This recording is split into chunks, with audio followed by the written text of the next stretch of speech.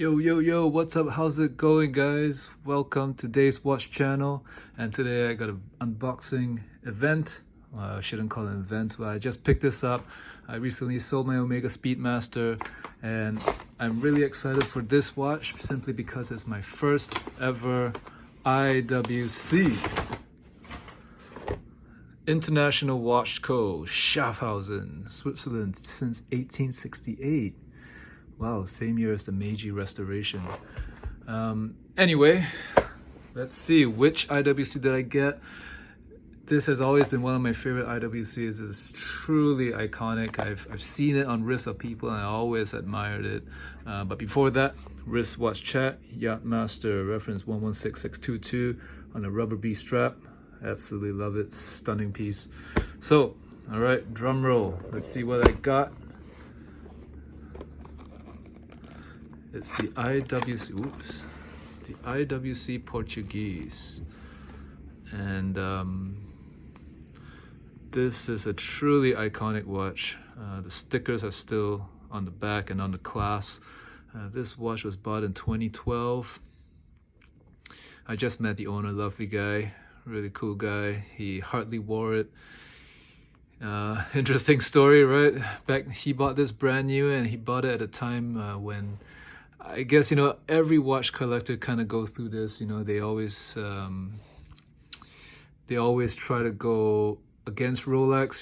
They say, yeah, I don't want a Rolex, it's too cliche, it's too passe or whatever. And he said, at the end of the day, he came around to it, and he got himself a Rolex Submariner 14060M with 4-liner. And he was wearing it when I was talking to him, and when we did the transaction, it was an amazing piece, right? The Rolex Submariner. And he just felt that, he wasn't wearing this watch at all. It was in a safe, and it was just time to let go of it. At the time, this watch also came with a receipt. He paid $8,000 Canadian in 2012, which is a lot of money back then. I mean, $8,000 in 2012. What could you have got in 2012 for $8,000? You could have easily got, no, you would not have been able to get a Daytona, but you could have gotten a Daytona, a Zenith Daytona, for maybe about $10,000 or so. Anyway, he did not make this is all in hindsight, right? But if he stuck with Rolex in 2012, that watch would probably have tripled in value easily, right? Because in 2012, that was kind of around the same time when I started collecting watches. I could buy no date subs 2-liner 14060 for 3,800 Canadian. That was a long time ago, I guess. But anyway, picked this up at a good deal, of course. It looks like there's some blue anti-reflective thing on the crystal. First impressions, I mean, this is just a classy piece, right? Classy watch. Comes on the leather strap. It's a dress sports watch, dress chronograph. It's on a shiny alligator leather strap, so it looks dressy, right? But if you put it on a more casual kind of strap, I think you could really dress it down. Fantastic piece, right? Looks absolutely gorgeous. Let me change the time.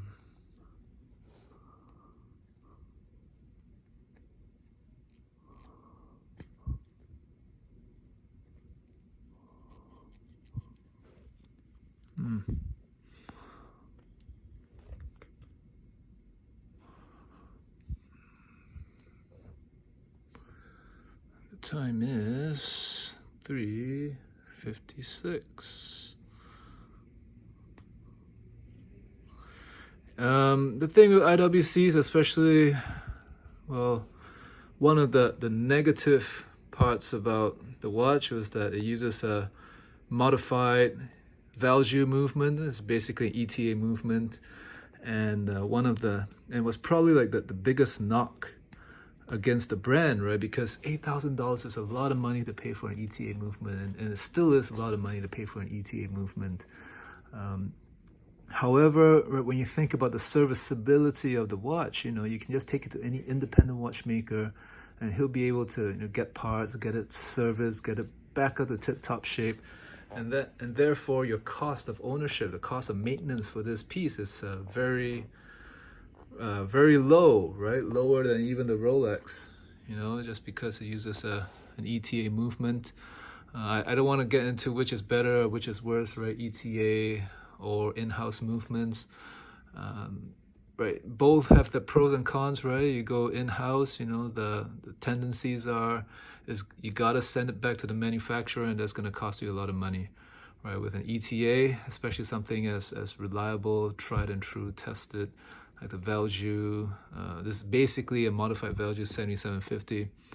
You know, it's very easy to service. Parts are always available, and you know, cost of ownership is significantly lower. So yeah, this is my first ever. We should do a wrist shot. My wrist is about 6¼ inches. Not very big wrist. And there you go. I would have to say this is definitely a bigger watch. It wears pretty big. It wears like a 42. Although the diameter of this watch is a 40.9, but as you can see, the dial is just stretched out right to the edge of the case, and it looks absolutely stunning. It's so German, you know, so Teutonic. That's a gorgeous piece. Very nice. Definitely wears large. I say this wears as large as it wears larger than the Speedmaster. I think the dial is absolutely beautiful and it's huge. Definitely wears. It looks very much like a Lange from some points. Maybe I'm just imagining things, but anyway, first ever IWC. I hope you like this little watch review, and just for all of you guys to be aware of, right? All these watches, I own them, right? I use my own money to buy them and to review them, so I give you a truly unbiased opinion on these watches, right? I put my money where my mouth is at, and I don't know, will I keep this? Who knows, right? But I like it. It looks really nice. Okay, anyway, thanks for watching. I'm out. Bye.